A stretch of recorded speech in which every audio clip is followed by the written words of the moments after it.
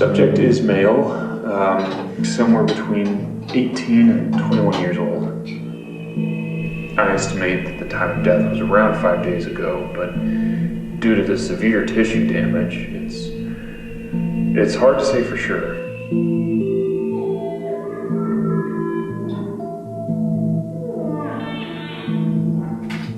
The cause of death was likely malnutrition. I was able to recover most of the digestive tract.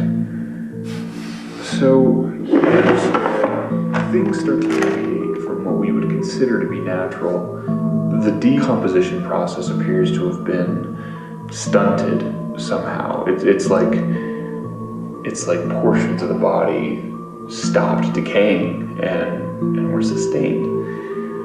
Other areas, however, were completely overtaken by culture. So I took a couple samples of some of the material here.